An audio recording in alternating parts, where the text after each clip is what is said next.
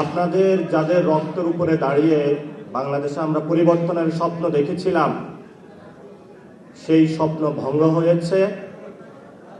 আলিফের আজকে চোখ নাই। গতকালকে তার সাথে দেখা করতে গিয়েছিলাম, তার একটি চোখে সে দেখতে পারবে না, আরেকটি চোখে এটা এফেক্টেড হবে। ডাক্তার বলেছে ওইটাও রাখতে পারবে কিনা। তার মা বাবা খুবই অসুস্থ, ফ্যামিলিতে আরেকটা ভাই আছে। ও বারবার একটা কথা বলে যে আমাদের বাক স্বাধীনতা হরণ করা যাবে না। আজকে আমি আলিফের প্রতি সহমর্মিতা জানিয়ে এখানে ব্যান্ডেজটা লাগিয়েছি বাংলাদেশকে দেখানোর জন্য যে যেখানে আমাদের একটি জুলাই সনদ বাস্তবায়ন হওয়ার কথা ছিল, যেখানে আমাদের যে ভাইদেরকে শহীদ করা হয়েছে তাদের হত্যাকাণ্ডের বিচার হওয়ার কথা ছিল,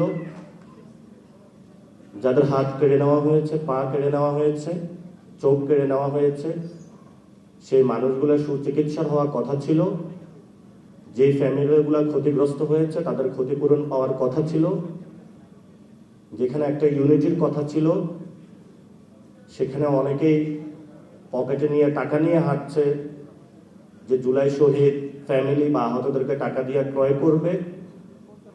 কিন্তু আল্লাহর কি অশেষ লীলা খেলা, বাংলাদেশের শহীদ ফ্যামিলি এবং আহত যারা আছেন তাদের মন এত শক্ত এবং এত পবিত্র যে দুনিয়ার চাঁদ তারা নিয়ে আসলো এবং যত টাকা নিয়ে আসিস তাদেরকে কেউ ক্রয় করতে পারবে না বাংলাদেশে ইনশাআল্লাহ।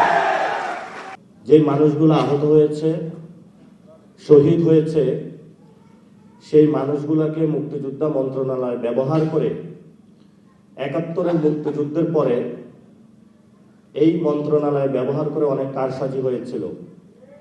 এখন আমি বিভিন্ন গ্রামে গিয়েছি, এক মিনিটে শেষ করব। আওয়ামী লীগের যতগুলা লোক আমাদেরকে খুন করেছিল, আপনাদের সন্তানদেরকে, তারা হলো বাহিরে ঘোরাফেরা করে সবাই। পুলিশও নিশ্চুপ, বিভিন্ন দলও নিশ্চুপ।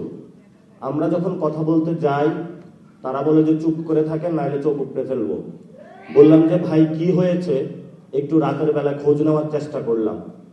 প্রত্যেকগুলা সন্ত্রাসীর সাথে কারোর সাথে 10 লাখ টাকা, 12 লাখ টাকা, 15 লাখ টাকার বিনিময়ে ওসি এবং ওই জায়গায় যারা দলীয় নেতৃবৃন্দ আছে তারা ভাগ বটোয়ারা করে তাদেরকে জেল থেকে ছেড়ে দিয়েছে। এখন তারা এসে আহতদেরকে হুমকি দিচ্ছে, খায়া ফেলবো, মায়েরা ফেলবো, সব করে ফেলবো। আপনাদেরকে দেয় নাই? তাহলে আপনাদের জীবনের নিরাপত্তা কোথায়? জীবনের যদি নিরাপত্তা না থাকে, প্রধানমন্ত্রী না দিতে পারে, তাহলে আমরা কি আবার সেই শহীদের খাতায় নাম লেখাবো, নাকি আমাদের জীবনের নিরাপত্তা আমরা নিশ্চিত করবো বাংলাদেশে ইনশাআল্লাহ? আরেকটি বিষয় হলো, আমি অনেক জায়গায় গিয়েছি, অনেকে এসে কান্নাকাটি করে। ওসি, উপজেলা প্রশাসন থেকে শুরু করে বিভিন্ন জায়গায় আহত যদি কেউ পরিচয় দেয়, শহীদ ফ্যামিলি যদি কেউ পরিচয় দেয়, মনে হচ্ছে যে পৃথিবীতে সে সবচেয়ে অচ্যুত। প্রশাসন কথা বলে না। আপনারা যেগুলো বাস্তব অভিজ্ঞতার সম্মুখীন হচ্ছেন, আমরা প্রশাসনের ভাইদেরকে বলবো, এখনো আপনাদের বিচার কিন্তু হয় নাই। প্রশাসনের মধ্যে অনেক খুনি আছেন এখনো লুকিয়ে। আবারও এখনো আহতদেরকে হলো 2 বছর পরে সহ্য করতে পারেন না, শহীদ ফ্যামিলিদেরকে। আমরা বলবো যারা প্রশাসনে এই খুনের সাথে জড়িত ছিল তাদেরকে বিচারের আওতায় নিয়ে আসার জন্য, এবং যারা আহত শহীদ ফ্যামিলিদের দেখলে তেলে বেগুনে জ্বলে উঠে, আমরা ওদেরকে চিহ্নিত করার চেষ্টা চালাবো, কারণ ওরা হলো গুপ্ত আওয়ামী লীগ। প্রশাসনে গুপ্ত আওয়ামী লীগ না থাকলে তাহলে তারা শহীদ ফ্যামিলি এবং আহতদের সাথে এই ধরনের আচরণ করতে পারে না।